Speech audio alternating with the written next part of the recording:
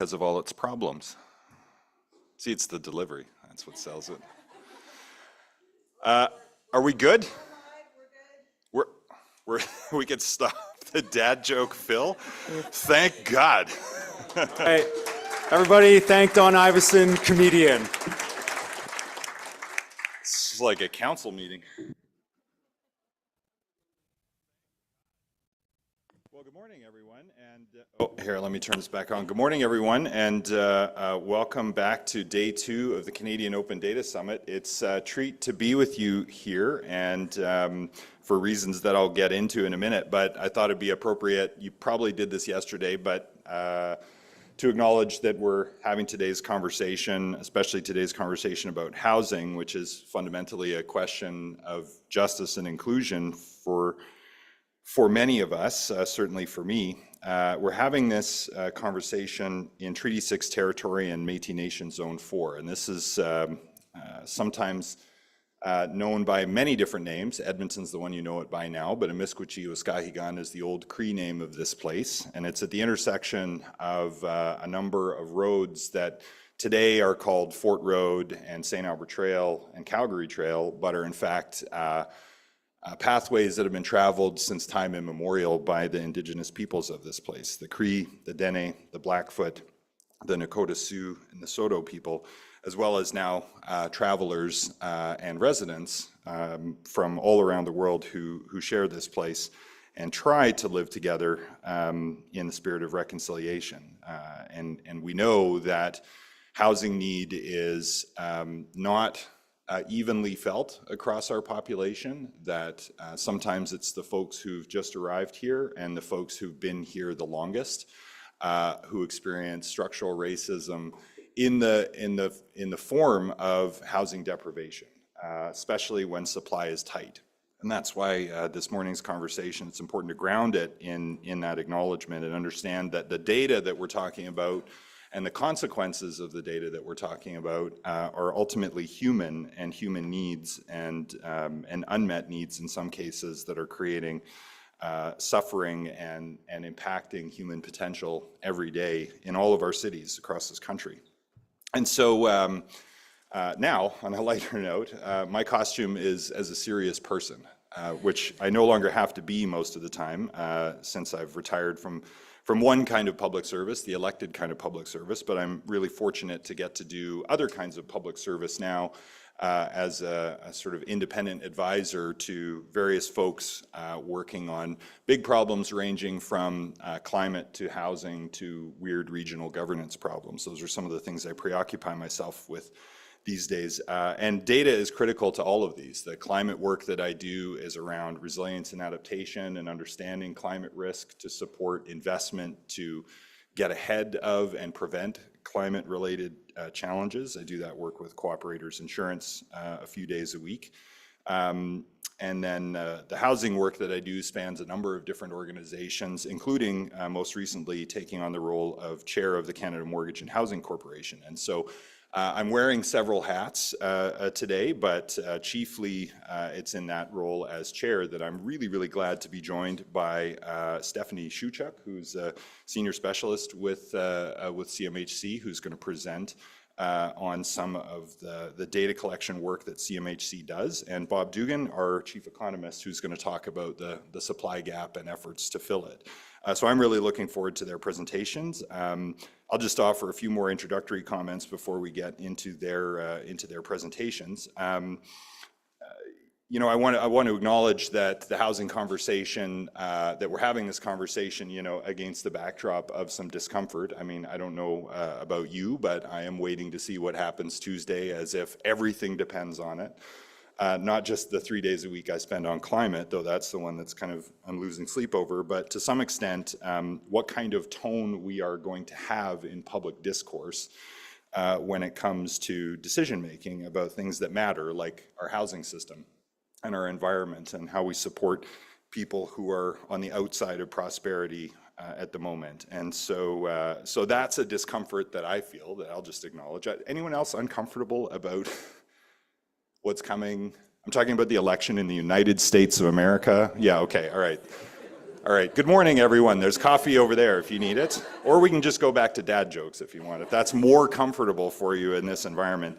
And then housing itself, of course. Housing has become not quite a wedge issue in and of itself, because it's neat to see a consensus forming across the political spectrum, if there even is a political spectrum anymore. But people from many philosophies and walks of life, for the most part now, agree that we need to build more housing and that we are behind on the housing needs. So there's a degree of policy consensus there, at least about the problem that we have, the scale of the problem, and in the abstract, the solution, which is that we need to deliver more housing. Now, I'm not going to stand up here and talk to you about how excellent the city of Edmonton was in recent years at delivering more housing supply, but this is one of the few cities in the country where people can still afford to buy a house. So I'll let that speak for itself. Though I will also acknowledge that despite the city's best efforts around upzoning, transit-oriented development, digitization of permits, all kinds of, Minister Sean Fraser has a top 10 list of things cities should be doing to support more housing supply. And Edmonton, that list derives from the work that Edmonton has done and that the subsequent councils and administrations have continued. Including the recent zoning bylaw overhaul, which essentially legalizes fourplexes, gets rid of parking requirements, a whole bunch of other things that you'll hear if you tune into the housing debate. Those are things that have happened here over the last decade that give us a little bit of a head start on the onslaught of pressure. But because housing is affordable here, we have the problem of folks coming from elsewhere in Canada and across the world here in record numbers. I think it was 65,000 people moved here last year, putting tremendous pressure on the housing supply, even with all the accelerants that the city has tried to provide to support supply growth. And so that pinch point is real, and the first place it's being felt is in the rental market, and I trust that they'll get into deeper data, but that there just simply isn't enough new rental housing being built anywhere in this country. And so that's why, because of the supply imbalance fundamentally, prices are going up and rents have skyrocketed in this city. And that has been a contributing factor to rising housing precarity for all too many folks. And so it was sobering to see earlier this week that the by name list data released by Homeward Trust, which is the agency that works to end homelessness in our city, sadly showed a 2,000 person increase in folks who are unhoused in our community year over year. And so that is particularly heartbreaking for me, and you can hear it in my voice, because we had made tremendous progress here from a peak in the late 2000s, around 3,000 folks experiencing homelessness. We'd managed to get that down almost in half to about 1,500 folks before the pandemic. And then since then, between the pandemic and rising rents, and I think it's that simple, though certainly the mental health crisis and the addictions crisis has exacerbated conditions, but there are those who will tell you that is the primary cause of the homelessness and social disorder that you see, and it is a contributing factor to it. But the primary cause, in my view, is an inadequate number of homes for people. And the proof point for this is that the highest incidence of homelessness in the United States does not correspond to the highest incidence of addiction in the United States. As a matter of fact, in West Virginia, where the opioid crisis is at its most virulent in that country, very few people are unhoused because there are more houses than people. It's that simple. So what we need to do urgently in this country is deliver an awful lot more housing for everybody who wants to be able to afford it, but also for those who need it the most. So and I'll just say one more thing at the risk of inviting a little bit of controversy. I think the data that's collected has really improved in the homelessness serving agency community. There's been an extraordinary commitment over the last 15, 20 years to make that a data-driven public policy exercise, and getting very, very granular, specific, verifiable, and integral data has been critical to that. And so to hear Minister Nixon at the province question the veracity and utility of that data is really to feel gaslit once again by the government of Alberta. And honestly, that was one of the reasons I didn't run again, as I was tired of being gaslit about facts. Not just on housing, though that's one that's close to my heart. So with those serious comments this morning, to go with my costume, I am very happy to welcome Stephanie up first, who's going to present, and then Bob, and then we'll try to leave room for some questions from you folks here. So good morning and thank you.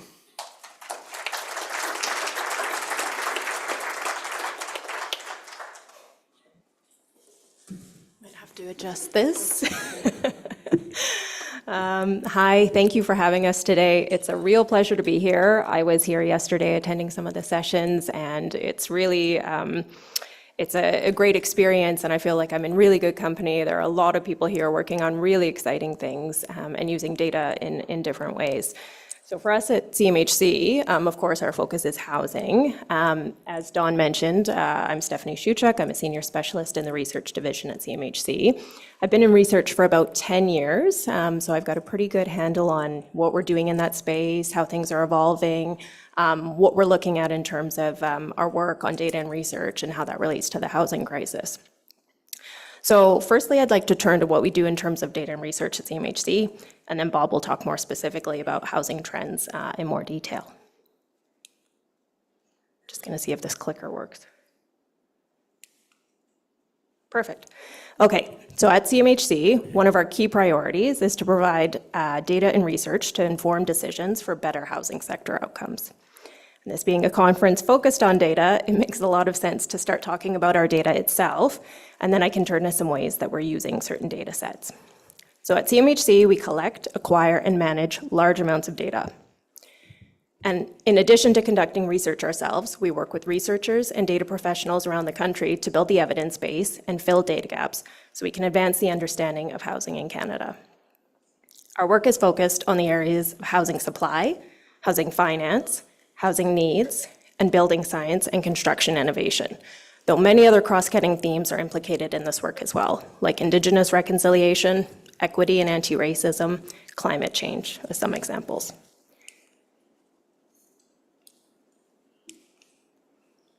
So to summarize what we do on the data side, broadly, we have a long record of conducting housing surveys. We make data from our housing surveys publicly available, and we produce key metrics and visualizations to monitor housing conditions in Canada. This work involves many teams within CMHC, as well as federal, provincial, territorial, and municipal organizations, home builders and landlords, and private sector data providers. And in terms of what we deliver, we produce various data products and services, including data tables and visualizations, reports, publications, and press releases, and data published on our housing market information portal online, as well as responding to custom data requests, both internal and external, and supporting analysis and research across and outside of the organization. So to speak more specifically about the data we collect and manage, we have a variety of surveys and collection to cover the spectrum of the housing market. We also use external data sources like Statistics Canada data and data from Equifax to understand what's going on with housing in Canada. Our monthly surveys include the Starts and Completion Survey and the Market Absorption Survey, which cover the new home construction market and track the addition of new stock from the time a unit starts construction until it is completely constructed and listed as unsold new housing stock. The Starts and Completion Survey and the Market Absorption Survey take place in both urban and rural areas. In addition to starts and completions, information on residential conversions and demolitions is also collected through this survey. The remainder of our surveys are annual in frequency and cover all aspects of the rental spectrum, from the purpose-built rental market through the rental market survey to an annual snapshot of the secondary rental market through the Condominium Apartment Survey, and to our newest survey, which focuses on social and affordable rental housing, it's a bit of a mouthful, through the Social and Affordable Housing Survey rental structures. As I mentioned, that data, we put a large amount of data in the Housing Market Information Portal, and that's available online. We also have data tables that are available, and they're updated regularly on CMHC's website. There's also work taking place to put our survey data into Statistics Canada's Research Data Centre network for wider access for data users. So we're targeting spring 2025 to have starts and completion survey and market absorption survey microdata in the RDC, as well as rental market survey microdata available then. The condo apartment survey and the social and affordable housing survey rental structures microdata will follow. So the rental market survey is conducted annually every October and in rural areas every 5 years to collect data on market rent levels, turnover, and vacancies for all sampled structures. It also provides a number of measures for average rent and change in rent. The condo apartment survey is conducted every September in 17 CMAs to estimate the relative strengths in the condo apartment rental market. And this survey collects the number of units being rented out and the vacancy and rent levels of these units. And lastly, there are 2 relatively new surveys I wanted to highlight, and they've been launched under the National Housing Strategy to fill particular data gaps relating to housing outcomes across the housing spectrum. So the first I've already mentioned is the Social and Affordable Housing Survey rental structures, and this collects information on an annual basis on the social and affordable housing stock from building owners. And the other new survey is the Canadian Housing Survey, which takes place every 2 years to collect a range of information on the housing needs, conditions, and experiences of those living in both market and social and affordable housing. The survey is conducted by Statistics Canada on CMHC's behalf, and data are available in StatCan's research data centers and through data tables on CMHC and StatCan's websites, and through a public use microdata file, which is available online. So the real reason to do that brief run through, and it's not an exhaustive list, but it's to connect the data sources that we have at hand, and really I want to talk about and highlight what we do with that data at CMHC.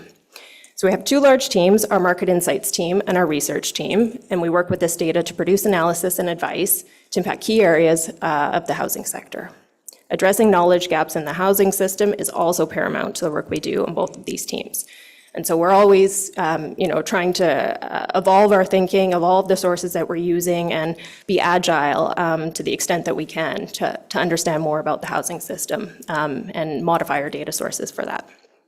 So firstly, turning to the Market Insights team, we have several key publications that are produced by this team and the Chief Economist team using the data that CMHC collects and manages. So we have 5 major reports that are typically published once a year. The Housing Market Outlook, the Rental Market Report, the Housing Supply Report, the Northern Housing Report, and Housing Market Insights. So the Housing Market Outlook is a forward-looking analysis of Canada's housing markets to help anticipate emerging trends in new home and resale housing markets at the national and metropolitan area levels. It covers Vancouver, Edmonton, Calgary, Toronto, Montreal, and Ottawa, as well as a number of other Canadian cities, and includes forecasts for important housing market variables such as starts, prices, and resales. The Rental Market Report looks at trends, rent, and vacancy rates in relation to supply and demand, affordability conditions, and the economic and demographic drivers influencing the housing market in both the primary and secondary rental markets. So Bob will certainly cover this in more detail, but we can see in the most recent rental market report that affordability overall is decreasing, not a surprise to anybody, as rent growth outpaces wage growth, compounded by below average vacancy rates. The Housing Supply Report reviews the evolving state of housing supply in major cities and urban areas, including by analyzing housing starts and levels of new construction, as well as reviewing policies affecting construction timelines. The Northern Housing Report focuses on housing conditions in the 3 major centres in the territories, namely Whitehorse, Yellowknife, and Iqaluit. And non-market housing makes up a much greater proportion of total housing in these areas than in the rest of the country. Housing Market Insights look at special issues and trends relative to the housing market on an ongoing basis. And some recent publications have focused on labor capacity constraints and housing supply. And our most recent report looks at demographic shifts and population aging and what that means for the housing market. So as you can see, there's a great deal of effort directed towards understanding the market, and we also have our research team who's dedicated to taking a broader view around several key themes. We interact with a wide range of audiences, and this helps us improve our understanding of housing affordability and the opportunities and barriers for Canadians' access to housing. So our research work coalesces around 4 main areas of focus that I mentioned before: housing supply, housing finance, housing needs, and building science and construction innovation. So I'll sum up our work across these areas to note that on the matter of barriers and opportunities, we've identified some key findings in the last several years' work. So with our housing supply focus, we identify and forecast drivers, trends in market housing demand, supply gaps, and affordability imbalances. Some of our recent research looks at uncovering barriers to new supply in the planning system, identifying barriers involved with preserving affordable housing, filtering, and rent levels in real estate investment trust-owned rental buildings. In the area of housing finance research, we look at understanding barriers and solutions to financing while ensuring the stability of the housing finance system. There's been recent research into the specific impacts of sharp interest rate increases on homeowners and indebtedness, and the impact of higher lending rates on different types of developers. Twice a year, we also publish the Residential Mortgage Industry Report, which provides a whole market view of the mortgage industry, from origination to funding of insured and uninsured mortgages from all lender types. This report is also complemented by a quarterly dashboard that provides updated data and highlights of market trends. And on the housing needs theme, we focus on housing affordability using different indicators, including core housing need. And I noted that in many of the sessions yesterday, there are others working with core housing need as well. And we also look at different sources, so census data, the Canadian Housing Survey, and we're really using that to look at how different groups and types of families are able to access housing. So we're learning more about the different types of transitions people face, from rental to home ownership, for example, and what drives these sorts of changes in people's lives.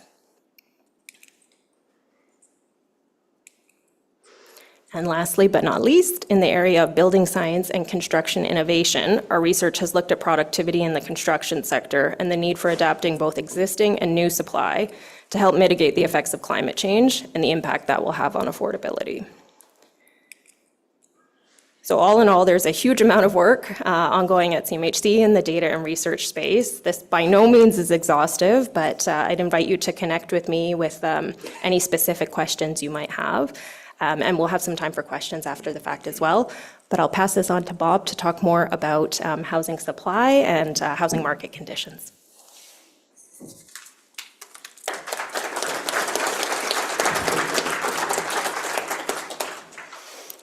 Guess they were worried I'd lose this. It's tethered. All right. Well, not quite as tall as Don.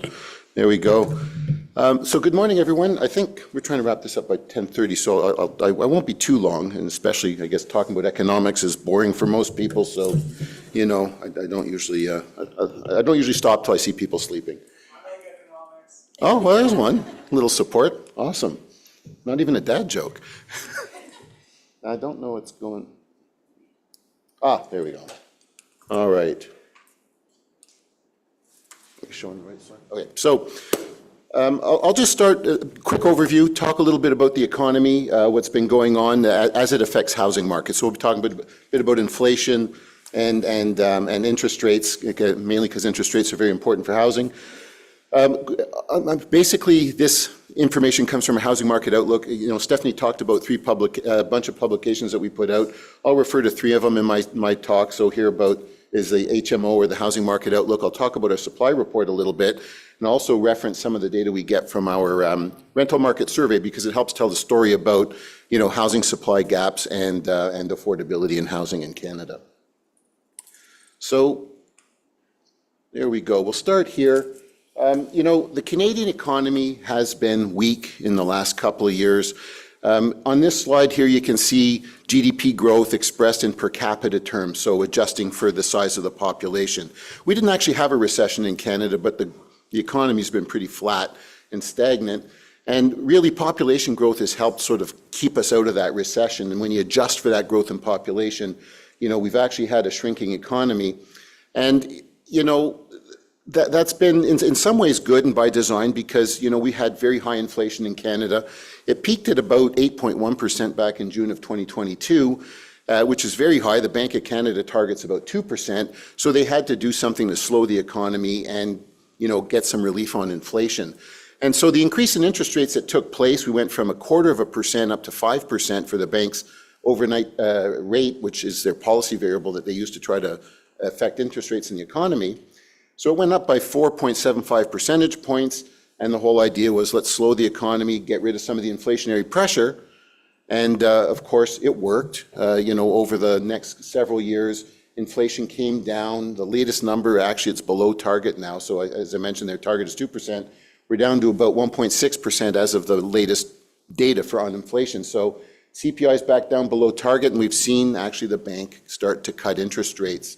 There have been 4 cuts so far. The first 3 were a quarter of a percentage point, and the last one, in October, they cut by 0.5 percentage point. So we've seen the bank's interest rate come down from 5% to 3.75%. So a little bit of relief. But it's not and we're starting to see the light at the end of the tunnel because inflation is down, interest rates are coming down.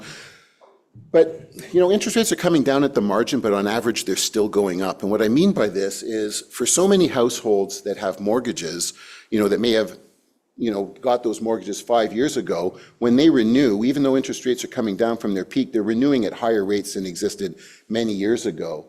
And so we've done work to look at this. And basically, this just shows over the next couple of years, we're going to see a big increase in folks renewing their mortgages. And what that means is they're going to be facing higher payments. And so this is going to constrain consumer spending. So when they make changes to interest rates, the Bank of Canada always says it takes about 18 to 24 months for these changes to be fully reflected in economic growth. So the increases that took place up until about, a year ago are going to continue to impact the economy for the next year and a half. And so we don't expect GDP to pick up that much, maybe 1.5% growth next year, which is fairly slow economic growth. And one of the main reasons is consumers are going to continue to be constrained by the fact that their interest rates are going up on their mortgages.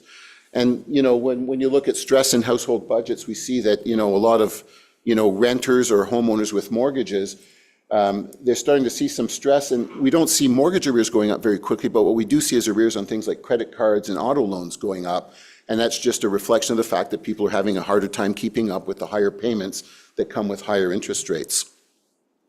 So a little bit of maybe not so optimistic view of the economy, but interest rates are coming down, but they're still high.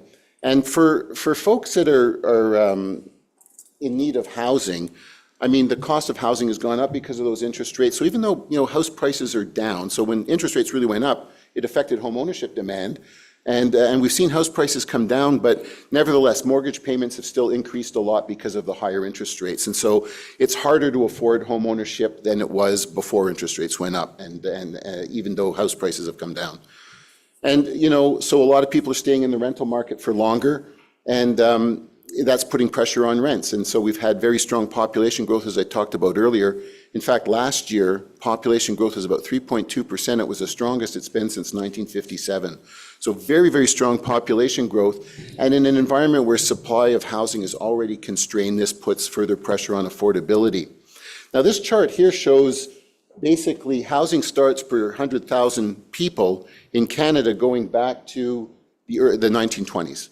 And you can see that during the period of the 1970s when the baby boom was going on, we actually had pretty high level of starts per 100,000 people. And despite the fact that in the last couple of years we've had very, very strong housing starts in Canada, some of the strongest numbers I've ever seen, 2021 housing starts increased, we had 271,000 starts in Canada, which compares to an average over the 2010 to 2019 period of about 200,000 starts a year. So at 271,000, it was very, very strong. The following 2 years, we had 260,000 housing starts. So we're setting records in terms of the pace of building, but it's not keeping up with population growth. And so when you look at it as housing starts per 100,000 people, there's been a downward trend since the late 1970s. There was a bit of a spike up during the pandemic when there was no, when during the pandemic, sort of in the post-pandemic period when starts really increased. But, going forward, we have to do something about productivity in the construction industry to sort of make the most of the labor we have to build more homes. So we're going to need some innovation. It's not just throwing more labor at the problem, but we need some innovation to get the housing built.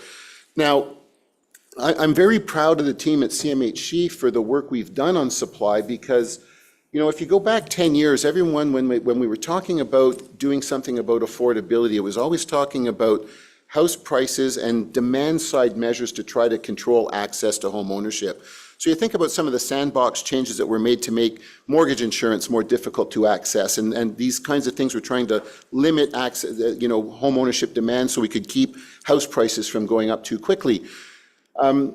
But we did some work in about 2018, we published this. It was a housing price escalation report.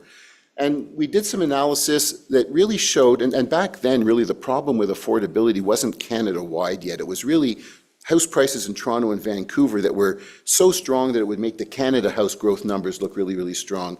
And what we found in that report was the main reason for that house price escalation was the responsiveness of supply was not very high in those centers. And so when prices increase, and most times when prices increase, producers make more of that good because they can sell it at a higher price. Well, in the case of housing, all of that pressure was of demand was being absorbed by even higher house prices. The response of construction wasn't showing up. And so supply was a constraint, and then that morphed into sort of us coming up with that estimate of the housing supply gap that many of you may have heard of, the 3.5 million unit gap by 2030. And so basically, right now, or as of last year when we first did this report, the housing supply gap was a little over 2 million people. So in other words, there's more households or more people that need housing than there are houses, and that gap was 2 to 2.5 million.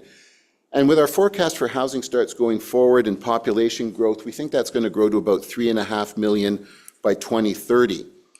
And so the bad news is that affordability is bad, and it's likely to get worse unless we can find a way to build more homes. And so on this chart, you can sort of see the deterioration between 2019 and 2023 of home ownership. And so you're seeing basically here the monthly carrying costs of a home, plus things like, you have to have house insurance, your utilities costs. So basically home ownership costs increasing relative to growth in income. The worst centers being, Vancouver, where that's gone from 44% to 63%. And there's a vertical line there at 30%, which is a often used measure of affordability. So your home ownership cost should be 30% of your income or less. So in Vancouver, it's gone from 44% prior to the pandemic to 63%. In Toronto, from 44% to 59%, and many other cities, as you can see, that are above the 30% threshold now. So it's not keeping up. This is home ownership. When you look at rental, there are issues in rental as well. Now, Stephanie talked about a rental market survey, and in recent years, we've added some detail on how we collect rents. And so we always published an average rent number, which wasn't a very good number for rents because, not everyone moves during a year. So some of that average rent would be sort of restricted by things like rent controls where, people are facing a predetermined rent increase by the rent control by the province. And so we weren't getting a measure of rent that was very responsive to changes in vacancy rates or rental market conditions. So what we did is we now collect rents and distinguish between turnover rents and rents in units where people don't move. And so in turnover rents, people are facing the market when they move. And there you get some really incredible numbers that sort of show how affordability is not just a home ownership and house price problem, it's also a rent problem. And so here's some examples. In Canada, last year, in rental units that turned over, so someone moved out, someone else moved in, rents increased 24%. If there was no turnover, it was 5.1%. In Toronto, 40% increase in rents for turnover units compared to 4% if there was no turnover. Vancouver, 33.5%. I wrote down Edmonton here. Edmonton had a rent increase of 6.6% in turnover units. So less than some of these other centers, but still affordability is being challenged in both the rental and home ownership market. I worry that this challenge is going to grow as we go forward if we don't get the supply built that we need. And with that really doomsday sort of statement, I'll wrap it up there and turn it over to questions. Thank you.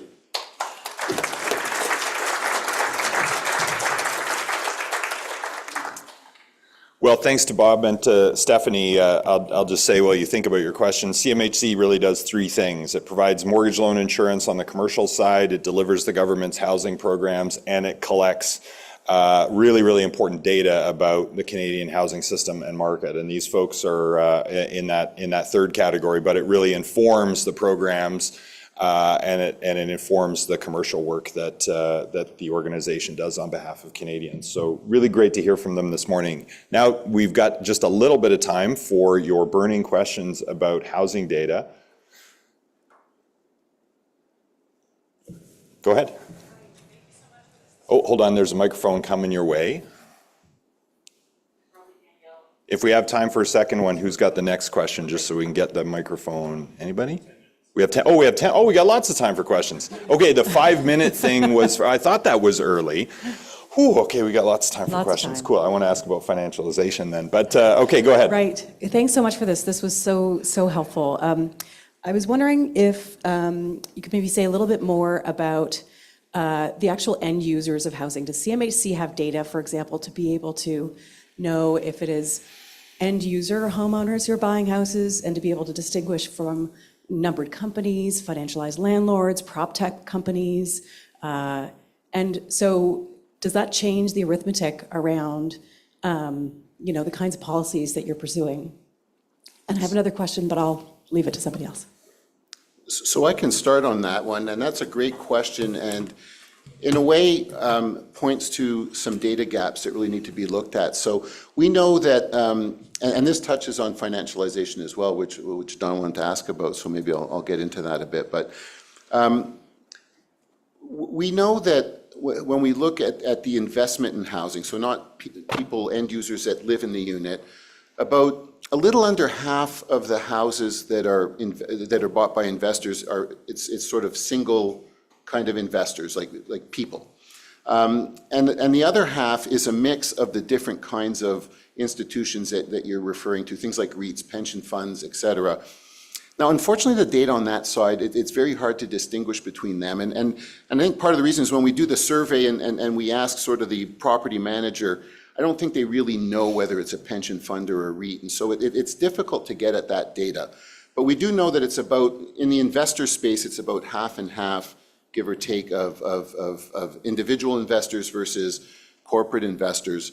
Now, I'm going to say, and maybe this is controversial, I'm not sure it matters that much. And there's a lot of talk about financialization, and usually it's, we refer to the F word in housing almost. And what you have to remember about investment in housing is all of the rental stock is owned by investors. We need investors in housing because without investors, we won't have an increase in the rental stock that we need. And that's one of the areas where affordability is most acute because, you'll remember some of these numbers I talked about from our rental market survey with the crazy increases in turnover rents. And the only way to sort of get that in better balance is to see a big increase in the supply of rental and maybe in the short term an increase in the demand for home ownership if people move from, but that'll put some of the affordability in the home ownership market because, as I mentioned earlier, there are supply constraints. So we need investment in housing. So maybe I'll stop there. I think you said you had a follow-up question, but that's something I'm fairly passionate about. Okay. Does anyone else have a question, or do we want to hear the follow-up question? But no economist jokes. Oh, we got one down here, so we'll come back to you if there's time. But yeah, we've got a couple questions in the front here. So, thank you for the presentation. I really like the one concept that you've mentioned about human suffering, right? Like people come to Canada from different contexts, and from one type of suffering with a huge expectation, they come to Canada and they enter into now another dimension of suffering. That is exactly what we're talking about, the housing crisis, right? And that's on top of the precarious job people are exposed to, and on top of that, Like I'm from Toronto, where people live in a congregate setting where chronic homelessness is really increasing. And yeah, so I don't think there is really a quick fix for this, but what are the future visions as a country to kind of at least prevent people from moving from one type of human suffering to another type of human suffering, where I could see some possibility, at least in Canada, to kind of alleviate that suffering. Thank you. So, did you want to go first? Go ahead. Don't want to interrupt my chair here. I want to have a job tomorrow, so I just.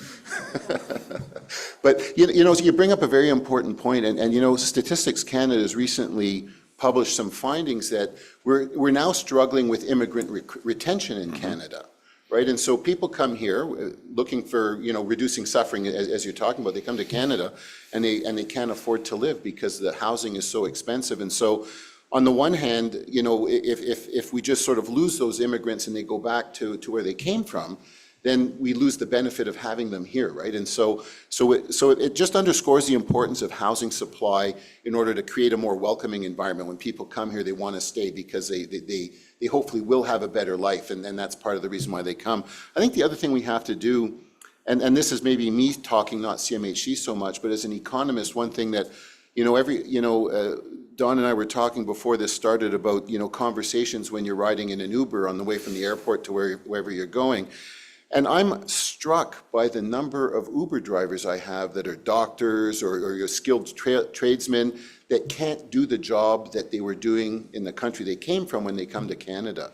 And so if we're going to make an argument that we need more immigrants to help with the labor supply, I don't think we need more immigrant Uber drivers. We need more immigrant doctors, more skilled tradespeople, more professionals, and we have to sort of do something to reduce the inter-trade barriers to recognizing qualifications, but also the international barriers, because I don't think we're doing ourselves a favor and we're not helping get the labor supply we need if we don't address that problem as well. I don't know if you want to. Yeah, I'd maybe just add briefly too on the data side. It really is about looking at the data that are available to understand these transitions, different outcomes, working within the federal family with other organizations, other levels of government to piece data sets together to link them. Whereas, at the federal level, we're looking at housing and there is a longitudinal immigration database, for example. So where we can, we make use of that. But I think it's really, like to your point, understanding that somebody has a journey effectively, things are not static. So we're always trying to look at how can we try to, from a longitudinal perspective, follow people over time. That's difficult. Lots of, data issues, attrition, et cetera with that. But I think it really is about having this lens of what do we know in the data? How do we make best use of the data? And then how does that inform the policy response? And I just reflect that if the F word in housing is financialization, the C word in this context is constitution, which is to say that this is an area of murky jurisdiction which is not an evasion. I'm gonna really honor the substance of what you're raising, but because housing is an area of shared jurisdiction, you wind up with a lot of this between orders of government historically. When what we need is a unified approach from federal to indigenous to local to provincial. We need sort of all four parties, all four orders of government in this country aligned on the supply gap. And I think in principle we have that, but where you start to, and I mentioned that earlier, that it seems like there's agreement on the problem and basic agreement that we need to deliver more units. How to do that justly, inclusively, how to get the market to deliver more, how much non-market public housing will be needed to meet this gap. Those are questions that our country seems really to struggle to answer right now cohesively because of this jurisdictional complexity, despite best efforts of folks at all levels to come at this. And I think the challenge is we have to just remember, to your point, that the consequence of that is rising suffering. The other lens that I like to put on this issue is social determinants of health analysis. And we know that one of the most important social determinants of health and thriving and well-being, which is harder to measure as a data point, though there are data points for it and lots that correlate in terms of lifespan, in terms of productivity and income and overall health. And then in turn, you can look at all of those things and say, if we're having a crisis in our healthcare system as well because people are more sick, one of the major contributing factors to that is the stress people are experiencing in the labor market and in the housing market because of these sort of mismatches between supply and demand. And it goes to the credential recognition issue, which sort of is bizarre when we have a skills shortage in many key parts of our economy, from construction to healthcare. So it seems like it should be straightforward to solve, but unfortunately it's one of those things that's got caught up in jurisdiction. But it's one of those areas where my great hope has been, since I ran for city council, got a rough education in this, that if you showed up with the data, you could win the day with the argument. But you also have to be able to tell a compelling story about that data. And humanize it in order to win hearts and minds in the process. So I really appreciate the question. How are we doing for time? I think we've got time for one more, and we'd like to ask from the online audience. Oh, okay. So does the CMHC collect data on approval rates and timing and ties to local municipal zoning restrictions, et cetera? Much has been said about construction efficiency, but it takes much longer to get approvals now. I don't know, do we collect that data? I'm trying to think. So maybe an answer I'll give is just, I'll maybe talk a little bit about the Housing Accelerator Fund, which is a program that we put in place to try to improve some of those things. So the whole idea is to give financial incentives to municipalities to make the construction of housing and the whole process with approvals and all more efficient. The only approvals I know that we publish might be about mortgage insurance approvals. I'm not sure if we publish the approvals in terms of, local governments approving. Yeah. And I don't think there's a consistent reporting standard. I know the mayors were always looking for a benchmark that we could align to and report to consistently. And part of the challenge is we couldn't find one that worked because it's many different ways to measure a problem, which sounds like innovation, but it's also, there's residential, there's multi-unit, there's commercial, there's different kinds of permits. So it's a lot of different stuff that gets even described differently. There isn't a consistent taxonomy from one city to the next, certainly from one province to the next. So maybe I can just briefly add, I know Statistics Canada collects data on building permits, of course, but it's really about the disaggregation, the granularity that one might be looking for. So yes, to what Dawn is saying, depending on what you're looking for, some data may exist, but having this kind of overarching synthesized package, I don't believe that that's ready-made, but there is a lot of data on I guess, across different levels of government. And really, I think it's more at the local level that information is being collected. be great to make cities race, though. I'd be all for that. I think Edmonton would do well, that's why. So, is that... That's pretty much time. I think it would be great to make cities race, though. I'd be all for it. Today, a round of applause.